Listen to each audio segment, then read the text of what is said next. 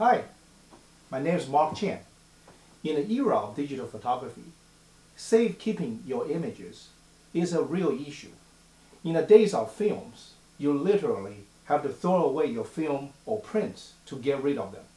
But nowadays, the digital images do vanish into thin air if you do not take care of them.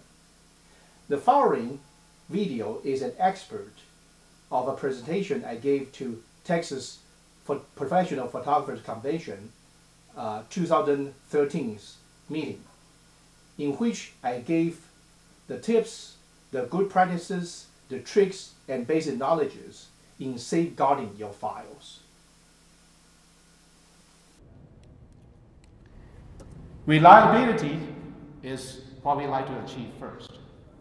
You don't want to lose your file, period. If you lose it, you're in trouble. It happened to me only once in the 12 years of my student's history, and I was in trouble. It happened to be a bride who was very demanding. It was a bridal session in the studio.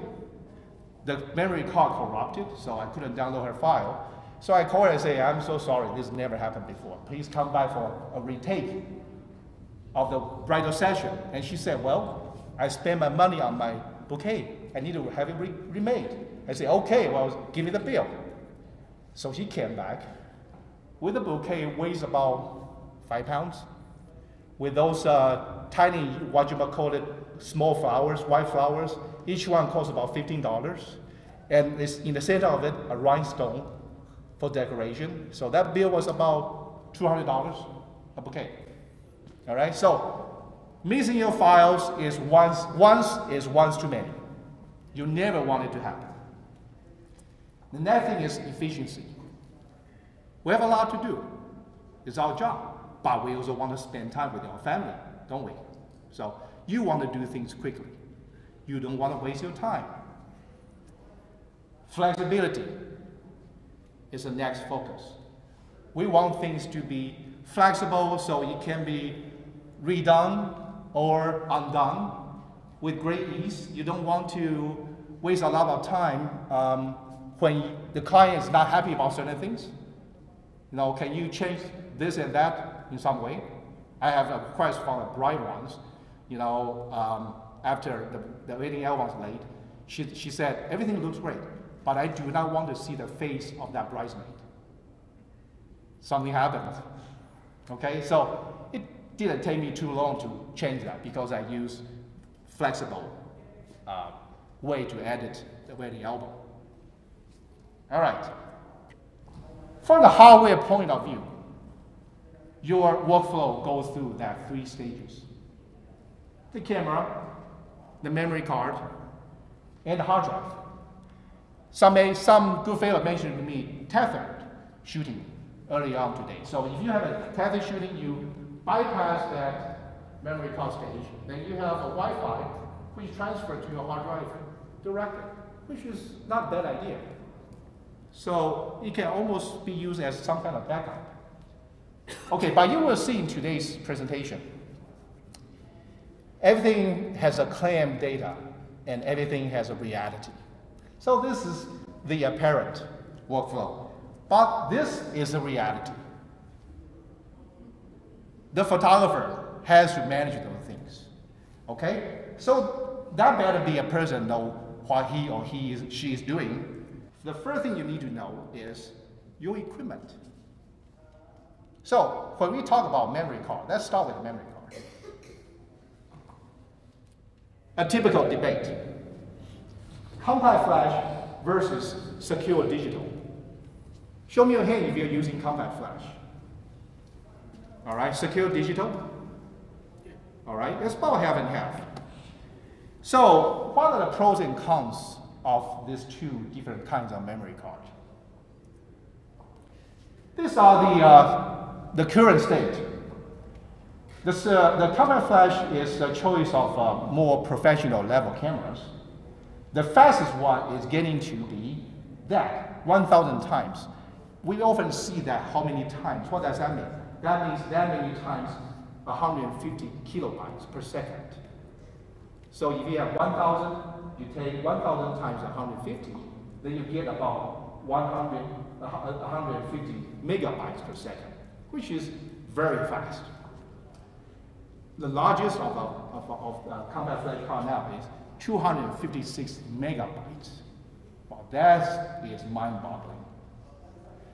All right, 256 gig card, for me, is a bit too much. It can fit, my 6 gig card can fit about 500 raw images. This is 40 times of that. So that means it will fit 20,000 raw images. Do you want to shoot 20,000 images and keep in the card? Then download what is about full? Now that's way too scary. Okay? So if you end up getting such a big card, chances are most of the time it will be quite empty before you dump it into your hard drive. But I'm not saying that 260 gig has no use. Things in the tech world is like this. There's a breakthrough here, and then other things around will say, hey, we have such a big card. Now maybe we can develop a 50 megabyte, megapixel camera. So the raw files are huge, and you can fit probably 3,000 in there, which is about right. So things always happen that way. Okay? Now, secure digital. Secure digital, they are more used on the camera models as between prosumer to professional cameras. The fastest one now is about 90 megabytes per second, and the largest is 128 gigabytes, which is also very big. But my personal advice for you is I prefer compact flash only because it's bigger. You don't lose it. Some of those micro secure digital is amazing. It's like a little piece of sesame. I couldn't even read what's on there with my vision. So it's way too small, too scary. What's the chance of misplacing that? Very high. Okay? And compact flash also has a harder casing. If you try to bend them, you know that. That's better, in my opinion. All right? Now, how reliable are these media? Here's a claim. It can be written a million times. And the reality is, something else is going to happen first. Like, we die. Okay? Or the card is thrown into a piece, water or drop into the toilet. There's a lot of things can happen. Saying that can be written a million times. It's like saying your car can be driven 10 million miles. It's quite pointless for us. This is my personal story. I once bought a pretty large memory stick. I think it's over 100 gigabytes. But there was one day when I was trying to download it, I tried to plug it into my computer directly, and I saw this little kaboom. That was a kaboom for the car. For me, it was just a tiny little arc. So, whoops, that didn't look good. And I was right. It wouldn't read anymore. So, this is a killer for all kind of electronic media. So, here's a trick for you. A tip, rather. Is that when you want to plug your memory card into the reader, have the reader disconnected from the cable. Just a piece of reader in your hand. Plug the card into the reader. Now plug the cable. Because your computer is a bigger capacitor that retains the charge. So if you go that straight into the reader with the cable connected, there's a higher chance of that. Okay? Now, if you connect the cable later, that is going to happen between the reader and the cable, which is less damaging. You can also just discharge by touching. Yeah, touching that. Yeah, if you remember. I do both. Yeah, that's a very good tip as well. All right. But even if you do that, so even if you have a very reliable memory card, you do not want to have just one copy there. You try to create some kind of redundancy. And how do you do that? You do that by using cameras with more than one slot. So these are the slotty cameras with the 2 slots. So with this slotty cameras is capable of allowing you to set for the 2 cars either to overflow, which is this full with like this, or duplicate. So the files are written twice to 2 cards. And what I've been doing is I've been buying a cheap large card and keep it on B slot. And my first slot, I will be using a 6 gig, 8 gig card, higher quality. And this second slot is the card is staying there all the time. So I'll be shooting, and this full I take it out, and I shoot, and this full I take it out. Then I will be loading the files to the computer as if the second slot doesn't exist. Until one day, if the first card is broken, corrupted, then I will go back to that card. So that card stays in here most of the time. So you're quite free from the worries. You don't think about that, but there's something there to back you up. Okay, so these 2 top models is about $5,000 and up, but this D800 and 5D Mark III, they are in the $2,000, $3,000 range. So the slotty cameras nowadays are more affordable. Highly recommended when you choose your next camera. Look for 2 slots. All right? Okay, so let's move on to the next hardware. Hard drives. Again, the check between claim and reality. The claim is MTBF, which is mean time between failures. 114 years. Yeah, right. The reality is 1 out of 15 drive fails in a year. That's the reality. Are you keeping your files on a single hard drive? If you are, you better go home and do something about them. All right? So once again, what's a better way of using hard drive? Backup, of course. Okay? And by backing up, I'm not saying remember to write to 2 different drives. That wouldn't work. Anything that requires your labor as a means to increase reliability wouldn't work. It has to be automatic. So the automatic backup has to be able to keep multiple versions. So this is a file you did today, but this same file 5 days ago is still retrievable. That's good. Delete proof. That means if I accidentally delete this file, the backup file wouldn't say, oh, you don't want it anymore, so let me go delete. Okay, it will still be there, even if it's deleted. So on Mac, you have Time Machine. And on PC, you have this called Shadow Copy Service. So on Time Machine, you have an interface like that. All right? So in Time Machine, on the right side, you have the scale of time. You can go back a week or certain number of days. Then you click on that, and then this thing moves to that time period as if you were a time machine, and then you will see the files. Then you click on those, and you go recover, restore, then you get them. All right? But there's something fancy.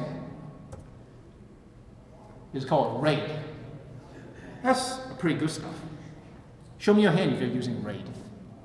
Okay, there's a few. So RAID stands for Redundant Array of Independent Drives. Okay? What does it do is it's actually a stack of drives that's supposed to be independent. So somehow it will increase its reliability and efficiency, and then we'll get to that in a few slides. So this might be a better scheme. You have, from the card, you go to the RAID. All right? There's a few typical RAID configurations. On RAID 0, a file is stripped, and it is written to multiple drives simultaneously, so the performance is better. But in the same time, just one drive fail will cause the whole file to be corrupted, so the reliability is compromised. On RAID 1, a file is written multiple times repetitively to multiple drives, so the redundancy is achieved, but there is no improvement in performance. RAID 5 is sort of a mix between RAID 0 and RAID 1. The minimum number of drive has to be 4, and the improvement is a mix between better performance and better reliability. But this is how you use them. For RAID 0, because you have increased efficiency, it's good for you to put some important files, but you don't need to keep them. What are those? Those are the cache files, or the scratch disk. Those are the files when your Photoshop or Lightroom's running, it has to create those temporary files and you need to rewrite those files, but you don't need to keep them. You can delete them anytime and it's nothing going to happen to you. Okay? For RAID 1, it's a cheap way for you to have a 2-drive RAID to have some kind of backup. And RAID 5 is good for overall storage. But even RAID is not totally reliable. My RAID crashed because look at this. If you have multiple drives, but there's something on top of it has to manage those drives. It's called a control unit. The control unit has no redundancy. So if that goes kaput, the whole thing is kaput. So the best way to do it is to have this. You have a RAID and you have a hard drive to backup. Is that completely secure? How do you think? No? Exactly. You read my mind. What if that happens? What if this happens? So what you need is a remote backup. Okay, it's also called a cloud backup. A cloud backup is basically backing up through internet. So I subscribe Crash Plan, and when I started using it, I see this. Copying 607,000 flash items. That many of that many megabytes, about 6 months left. Okay? Now that is not going to work too well. So what happens, I found out later, is they have a service called seeding service, which is an initial backup through a hard drive. So when you subscribe a cloud backup, look for that. If they don't have that, for us photographers, it's not very usable because we have huge files. Okay, so now after that, your backup program will be able to tell what files are new, what files has been updated, and do the behind-the-scene backup automatically. So with this, we can sleep. All right? What if this happens? Doesn't matter. We'll give our life to the Pentagon. That's their job.